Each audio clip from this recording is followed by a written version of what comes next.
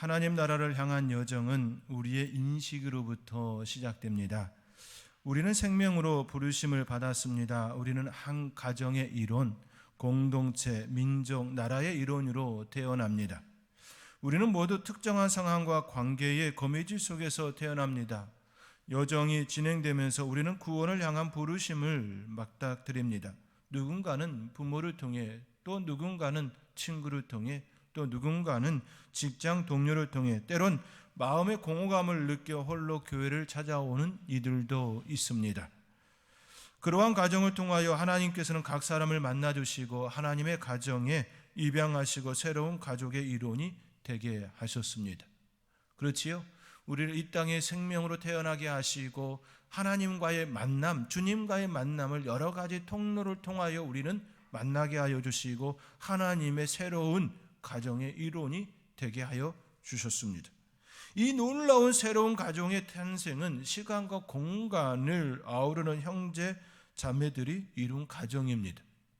어떤 이는 우리보다 한 세기 앞에, 또 5세기 앞에 더 앞선 우리의 형제 자매들이 있습니다. 또 우리의 이웃, 이후의 삶에 살아올 그러한 후손들도 있습니다. 그 어떤 시간과 공간을 뛰어넘어서 우리는 하나님의 가정에 입양된 새로운 가정을 탄생되었습니다. 히브리서 11장에 기록된 구름같이 화다하게 둘러싼 증인들과 연결되어 지금까지 이어지는 가정입니다. 모든 민족과 나라를 이어주는 가정입니다. 우리의 부르심은 하나님의 나라에 들어가는 것입니다. 궁극적으로 천국에 향하는 우리의 발걸음 여정인 것이지요. 하나님 나라를 향한 긴 여정은 일을 하고 그 일을 하는 자리로 가라는 하나님의 부르심으로 또한 연결됩니다.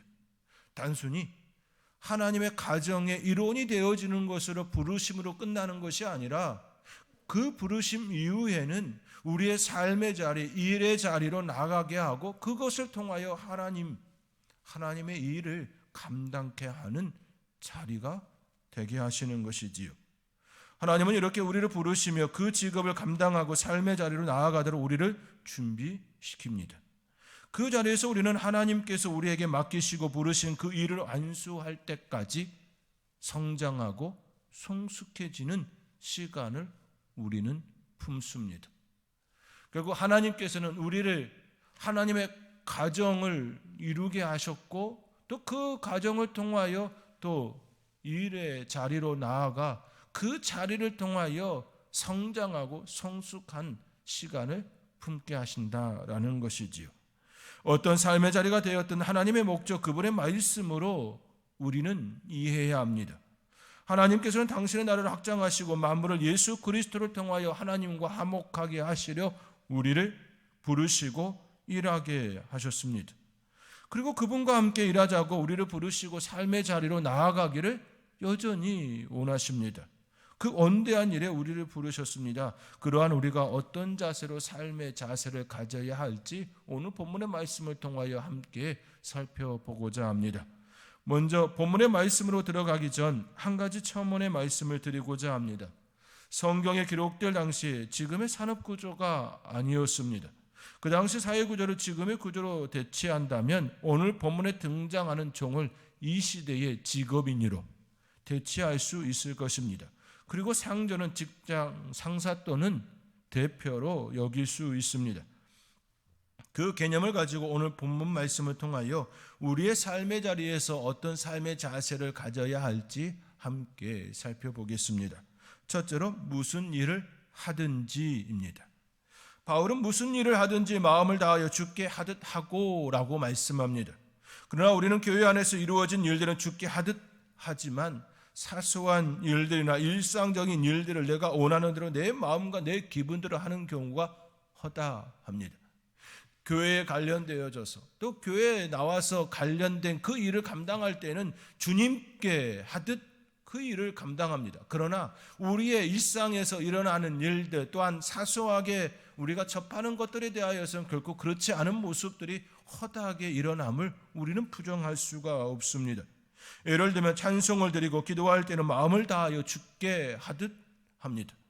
그리고 권사로서 교인들을 돌볼 때나 교사로서 아이들을 가르칠 때나 목회자로서 신방을 갔을 때에는 죽게 하듯 합니다. 그러나 다양한 직업군으로 현장에서 일할 때에는 의사로서 환자를 돌보는 일이나 학교 교사로서 학생을 가르치는 일이나 청소를 하는 때에나 죽게 하지 않을 때가 우리 안에 일어나고 있음을 보고 있습니다.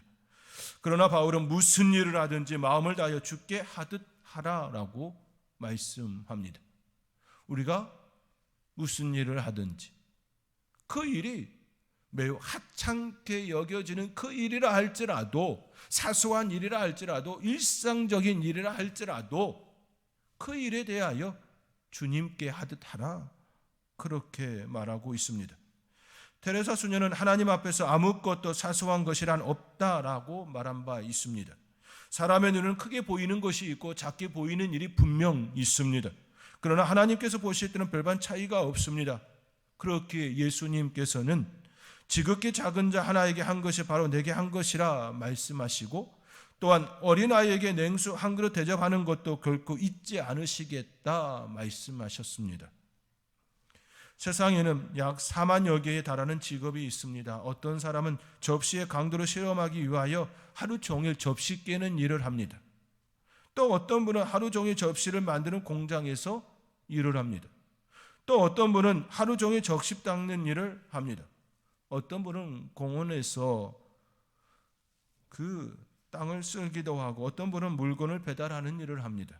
그러나 무슨 일을 하든지 중요한 것은 마음을 다하여 주님께 하듯 해야 한다라는 사실입니다. 지금 바울은 노예 생활을 하고 있는 이들에게 마음을 다하여 주님께 하듯 하라고 가르치고 있습니다. 이 세상의 일 중에서 가장 잔혹한 것을 꼽으라 한다면 그것은 바로 노예 생활일 것입니다. 자유가 없지요. 그 일을 한다고 할지라도 어떤 보상이 그에게 따르지 않습니다. 그냥 해야 할 일인 것이지요. 그러나 바울은 가장 비참한 일일지라도 마음을 다하여 주님께 하듯 하라고 그들에게 가르치고 있습니다. 그렇습니다. 하나님의 사람은 무슨 일을 하든지 주님께 하듯 해야 합니다. 사랑하는 성도 여러분, 지금 하는 일이 혹 하찮아 보이진 않습니까? 그 일을 통해 하나님께서 영광 받으시길 원하신다면 그 일에 대한 여러분의 마음은 어떠하겠습니까? 그 일에 대한 마음이 어떻게 바뀌겠습니까? 우리가 생각하기에 길거리에 떨어진 작은 휴지 줍는 일이 매우 하찮은 일처럼 보일 수 있습니다. 그 일이 지구를 살리는 나비 효과가 된다면 그 일은 결코 하찮은 일이 아닐 것입니다. 지금 하는 그 일에 여러분의 마음에 의미가 부여된다면 그 일은 결코 하찮은 일이 아니게 됩니다. 의미가 부여된다면 그 일은 온대한 일, 위대한 일로 바뀌는 것이지요. 비록 사람들의 눈에는 사소한 것처럼 보일지라도 그 일이 의미가 부여되는 그 순간 그 일은 위대한 일로 변화되는 것입니다. 어느 날 이솝의 주인이 말합니다. 이솝아, 목욕탕에 가서 사람이 많은지 보고 오너라. 이솝은 목욕탕으로 갔습니다. 그런데 목욕탕 문 앞에 끝이 뾰족한 큰 돌이 땅바닥에 박혀 있습니다. 그래서 목욕탕으로 들어갔던 사람이나 목욕하고 나오는 사람 모두가 그 돌에 걸려 넘어질 뻔하였습니다. 어떤 사람은 발을 다치기도 하고 또 어떤 사람은 코가 깨질 뻔하였습니다. 에이, 빌어먹을. 사람들은 돌에 대고 욕을 퍼부었습니다. 그러면서도 누구 하나 그 돌을 치우는 사람이 없었습니다. 사람들도 한심하지, 어디 누가 저 돌을 치우는가 지켜봐야지. 이솝은 목욕탕 근처에서 그것을 지켜보고 있었습니다. 에이, 빌어먹을 놈의 돌멩이. 여전히 사람들은 돌에 걸려 넘어질 뻔하고는 욕설을 퍼부고 지나갑니다. 얼마 후에 한 사나이가 목욕탕에 왔습니다. 그 사나이도 돌에 걸려 넘어질 뻔하였습니다. 이솝은 여전히 그 사나이를 지켜보고 있었습니다. 웬 돌이 여기 박혀있담? 그 사나이는 단숨에 돌을 뽑아냈습니다. 그리고 손을 툭툭 털더니 목욕탕 안으로 들어갔습니다. 이솝은 그제야 일어서더니 목욕탕의 인원수를 세어보지도 않고 그냥 집으로 달려갔습니다. 이솝은 주인에게 이렇게 말합니다. 선생님, 목욕탕 안에 사람이라곤 한 명밖에 없습니다. 길에 놓인 돌 하나 치우는 것은 매우 하찮은 일일 수 있습니다. 그러나 그 일의 의미가 부여되면 전혀 다른 시각으로 바뀝니다. 내가 하고 있는 그 일에 하나님께서 주시는 마음을 소유하시기 바랍니다. 그리고 소명으로 그 일을 감당할 때에 더욱 놀라운 일이 여러분 가운데 펼쳐질 것입니다. 왜냐하면 하나님께서 여러분을 하나님의 가족으로 입양하시고 또 그 자리, 그 삶의 자리, 그 직업에 여러분을 하나님 나라의 대사로 파송하셨기 때문입니다. 그 자리를 통하여 하나님께서는 영광 받으시기를 원하고 계십니다. 예수님께서 이 땅에 오셔서 우리를 위하여 모든 것을 내어주실 때에 결코 소홀히 하지 않았습니다. 하찮게 여기지 않았습니다. 그 일을 최선을 다하여 주님께서는 감당하셨습니다. 사순절을 보내는 우리가 진정으로 우리의 마음에 품어야 할 것은 지금 내가 머물고 있는 이 삶의 자리가 하나님께서 나를 보내셨다. 하나님께서 이 일을 통하여 영광 받기를 원하신다. 이 마음을 품을 때에 진정 우리는 그 일이 어떤 일이 되었든지 간에 그 안에서 참된 의미를 발견하고 하나님께 영광이 되어지는 삶이 될 것입니다. 그 은혜가 저와 여러분 가운데 풍성하게 일어나길 주님의 이름으로 축원드립니다. 둘째로 마음을 다하여입니다. 우리의 삶에 있어서 가장 중요한 것은 바로 마음입니다. 죄성을 가진 우리는 제도와 조직만을 가지고는 온전히 변화될 수가 없습니다. 우리 자신이 경험하고 역사를 통하여 경험하였듯이 인간은 법을 강화시키고 제도를 바꾼다고 하여 결코 변화되지 않았습니다. 구약의 백성들을 보시기 바랍니다. 그들은 하나님께 십계명과 율법을 받았습니다. 그런데 그들은 율법을 더 잘 지키기 위하여 613가지 법을 만들어 그렇게 살아보려고 몸부림쳤습니다. 그러나 그들의 삶은 어떻습니까? 그들은 그렇게 살려고 하였지만 그들의 모습은 결코 아름답지 못했습니다. 타락과 부패와 하나님을 떠난 그 모습이 그들 가운데 일어났습니다. 하나님을 향한 마음이 그들에게서 점점 시그러지고 희미해졌을 때에 그들이 잘 지키겠다라고 했던 그 법은 아무런 소용이 없었습니다. 결국 그들은 젖과 꿀이 흐르는 가나안 땅, 그 땅에서 쫓김을 당하는 신세가 되어졌지요. 옥공학에 들어서면서 사람들을 잡아다 삼천 교육대에 보냈습니다. 그래서 사람들이 진정으로 변화되었습니까?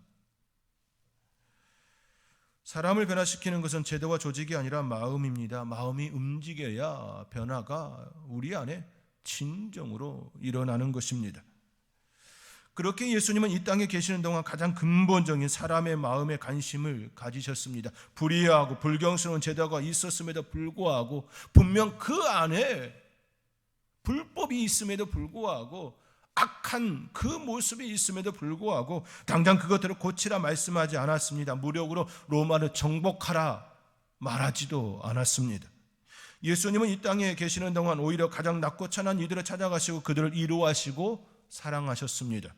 손가락질을 받으면서도 세리와 창기들의 친구가 되어 주셨습니다. 가장 힘들고 아파하는 이들을 찾아가 그들의 친구가 되어 주시고 위로자가 되어 주시고 치유자가 되어 주셨습니다. 그들의 아픔을 어루만져 주시고 그들의 눈물을 닦아 주셨습니다. 그러한 곳에 진정한 변화가 일어났습니다. 돈만을 인생의 전부로 알고 살았던 삭개오가 변화를 가졌습니다. 예수님이 가시는 그곳에 제도와 법을 바꾼 것이 아니라 인간의 마음, 제된 인간의 마음, 그 마음을 만지시고 변화가 일어나게 하셨습니다. 제도와 조직만을 가지고는 진정으로 사람을 변화시킬 수 없습니다. 다만 그것들은 최소한의 안정장치로 작용하는 것뿐이지요. 그렇게 끊임없이 최소한의 안정장치를 만들려고 법과 테두리를 만드는 것 아니겠습니까? 삶의 변화는, 인간의 변화는 마음과 마음이 만날 때에 진정으로 변화되는 것입니다. 성경 중에 빌레몬서라는 말씀이 있습니다. 빌레몬서에는 오네시모라는 노예가 등장합니다. 바울은 주인에게서 도망쳐 나온 오네시모를 감옥에서 만났습니다. 그리고 그를 감옥에서 낳은 아들로 여겼습니다. 그 안에서 어떤 일이 서로 간에 일어났는지 성경은 정확하게 말씀하지 않기 때문에 우리는 알 수 없습니다. 다만 바울과 오네시모 사이에 진정한 만남이 일어났음을 우리는 짐작하는 것이지요. 또한 그것은 바울이 오네시모를 그의 주인에게 보내며 보낸 편지 속에 고스란히 담겨져 있습니다. 바울은 오네시모를 빌레몬에게 소개할 때 나의 신복이라고 표현합니다. 여기서 신복은 나의 심장, 나의 마음이라는 것입니다. 다시 말하여 바울은 오네시모를 자신의 심장으로 여길 정도로 인격적으로 그를 만나고 대하고 있다라는 사실입니다. 바로 이것이 중요한 포인트입니다. 오네시모가 변화가 된 것은 바울이 그를 진정으로 마음으로 그에게 다가갔기 때문인 것이지요. 예수 그리스도의 그 사랑을, 그 은혜를 받은 이로써 그에게 다가간 것이지요. 노예로 여기지 아니하고 종으로 여기지 아니하고 동등하게 그에게 대한 것이지요. 마음이 그에게 전달되어지고 변화를 받아 그를 감옥에서 낳은 아들로 여기게 된 것입니다. 오네시모가 감옥에서 바울을 만났고 그가 진정으로 변화의 기폭이 된 것은 결국 바울이 그를 향한 사랑의 마음이었습니다. 바울은 노예제도에 대해 어떠한 말을 하지 않았습니다. 노예제도가 없어져야 한다, 이러한 표현도 하지 않았습니다. 그러나 그는 노예를 어떻게 대했는지 그 삶이 그 안에 담겨져 있습니다. 훗날 빌레몬스는 노예제도를 폐지하는데 일조를 하지요. 빌레몬스를 읽은 이들이 노예제도 폐지하는데 앞장섰기 때문입니다. 사랑하는 성도 여러분, 진정으로 사람을 변화시키는 것은 사람입니다. 그 안에 있는 사람입니다. 제도와 조직이 아니라 진실된 사람의 마음입니다. 우리의 삶에 중요한 것은 결국 마음입니다. 따뜻한 마음, 함께하는 마음, 이해하는 마음, 죽게 하듯 하는 마음, 그 마음이 사람을 변화시키는 것입니다. 그렇다면 그 사람이 누구여야 합니까? 그 사람은 이웃이 아니라 바로 내 자신이어야 합니다. 은혜와 사랑을 먼저 받은 이가 하는 것입니다. 사랑은 누가 하는 것입니까? 먼저 받은 이가 하는 것입니다. 우리는 예수 그리스도를 통하여 하나님의 사랑, 하나님의 은혜를 받았습니다. 그러므로 우리가 먼저 세상에서, 삶의 자리에서 우리의 직업을 통하여 사랑과 은혜를 베풀어야 하는 것입니다. 그때 우리는 진정한 변화를 그 안에서 경험하게 될 것입니다.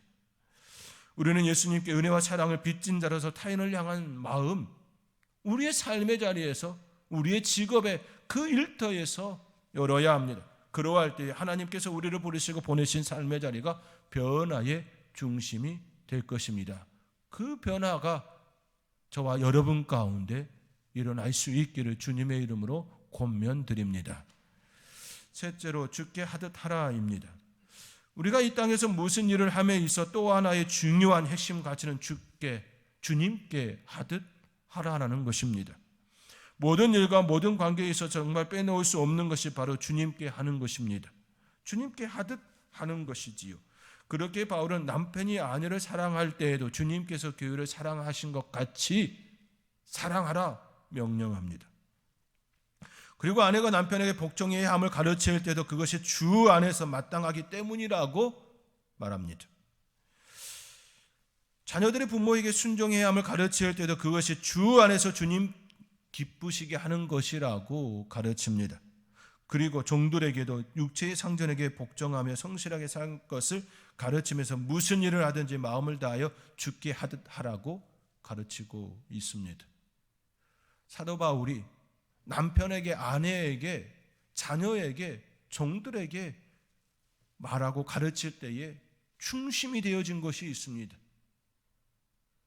사랑하고 복종하고 순종하고 섬기는 그 일의 기준이 바로 주님이었습니다. 주님께서 교회를 사랑하신 것 같이 주 안에서 마땅하기에 주님을 기쁘시게 하는 것이기에 주께 하듯 하라. 모든 것들이 다 주님이었습니다. 우리의 삶의 기준 역시 주님께 하듯 주님이어야 합니다. 그러면서 왜 종된 자들이 주님에게 복종하며 마음을 다하여 주께 하듯 하는 삶을 살아야 하는지 말씀합니다. 오늘 본문 24절의 말씀입니다. 우리 함께 오늘 본문 24절의 말씀을 읽겠습니다. 이는 기업의 상을 주께 받을 줄 아나니. 종으로서 마음을 다하여 주께 하듯 하는 삶이 힘들어도 그렇게 살면 하나님께서는 언젠가는 기업의 상을 주실 것이라고 말씀하고 있습니다. 여기서 말하는 기업의 상은 땅에서 행한 일에 대한 하나님의 보상을 일컫습니다. 우리의 하나님께서는 교회에서 일만이 아니라 주님의 이름으로 하는 세상의 모든 일에도 상을 주시겠다 약속하고 있습니다. 세상에서는 일한 것에 대하여 정확한 보수를 받지 못할 때가 있습니다. 그러나 의롭고 공평하신 하나님께서는 우리가 세상에서 하는 그 일까지도 하나님께서 기업의 상을 주시겠다 말씀하고 있습니다. 그 기업의 상은 우리가 이 땅에 살아가는 동안 주시기도 하고 또 죽음 이후에 주시기도 하지요. 그 언젠가는 우리의 시간이 아니라 하나님의 시간입니다. 그러므로 언제 주실까 그 마음으로 대하는 것이 아니라 우리는 항상 지금 내가 삶의 이 자리에서 주님께 하듯 하리라 그 마음으로 살아낼 때에 하나님께서 하나님의 때에 가장 적절하게 가장 아름답게 저와 여러분에게 축복하여 주실 것입니다. 그 은혜가 저와 여러분 가운데 풍성하게 일어나기를 간절히 소망합니다. 왜 주님은 마음을 다하여 주께 하듯 하는 종들에게 상을 주시는 것입니까? 24절 하반절에 너희는 주 그리스도를 섬기느니라. 무슨 말입니까? 종이 상전을 섬기는 그 모습이 주님께 하듯 하는 그 모습이 결국 주님을 섬기는 그 일과 일맥상통시키신 것이지요. 그것이 곧 주님을 섬기는 일이기 때문입니다. 왜 우리가 성실하게 살아야 합니까? 왜 우리가 무슨 일을 하든지 마음을 다하여 주께 하듯 해야 합니까? 그것이 주님을 섬기는 일이 되기 때문입니다. 그러므로 우리의 삶의 자리에서 늘 하나님께서 내게 맡겨주신 그 일이다 생각하고 주님께 하듯 해야 하는 것입니다. 우리가 살아감에 있어서 우리의 삶의 자리에서 늘 주님께 한다는 것은 결코 쉽지가 않습니다. 우리를 이해하고 우리를 따뜻하게 대하고 격려해 주는 이만 있는 것이 아니라 까다롭고 형편없는 이들도 있기 때문이지요. 신경질적이고 까다로운 주인이나 상사도 참 많습니다. 그들에게 주님께 대하듯 한다는 건 결코 쉽지가 않습니다. 그런데 우리가 만나는 사람들 가운데는 참 못된 상사들, 까다로운 주인들 있습니다. 성경은 이렇게 말씀하지요. 베드로전서 2장 18절입니다. 사한들아 범사에 두려워함으로 주인들에게 순종하되 선하고 간용하는 자들에게만 아니라 또한 까다로운 자들에게도 그리하라. 이 말씀이 무슨 뜻입니까? 2000년 전에도 까다로운 주인이 있었다라는 것이지요. 지금 이 시대에도 동일하지 않습니까? 그럼에도 불구하고 왜 우리가 그들을 주님께 하듯 해야 합니까? 그것이 하나님께서 원하시는 것이고 그 일이 하나님의 우리를 그곳에 보내신 사명의 자리이기 때문입니다. 또한 바울은 종들에게만 그렇게 하라 하지 않고 상전들에게도 의와 공평을 베풀라 말씀합니다. 이어지는 4장 1절의 말씀에 상전들아 의와 공평을 종들에게 베풀지니 너희에게도 하늘의 상전이 계심을 알지어다 말씀합니다. 우리의 삶의 자리에서 내가 지금 어느 지위에 있든지 간에 늘 주님께 하듯 하는 삶을 살아야 할 것입니다. 사랑하는 성도 여러분, 우리의 삶의 중심에는 늘 하나님이 계셔야 합니다. 우리가 행하는 모든 일의 중심에는 예수 그리스도가 계셔야 합니다. 우리는 어디서 무엇을 하든지 초점을 하나님께 맞추어야 합니다. 하나님께 하듯 하는 마음을 가져야 합니다. 우리는 우리를 지켜보시는 하나님의 눈을 의식하며 우리가 어디서 무엇을 하든지 주님께 하듯 그 일을 하면 주님께서는 그에 합당한 열매로 우리에게 역사하여 주실 것입니다. 특별히 사순절 이 기간 우리의 삶의 자리에서 주님께 영광이 되어지는, 그리하여 그리스도인은 역시 다르구나, 그 말씀을 듣는 저와 여러분의 삶이 되어지기를 주님의 이름으로 축원드립니다.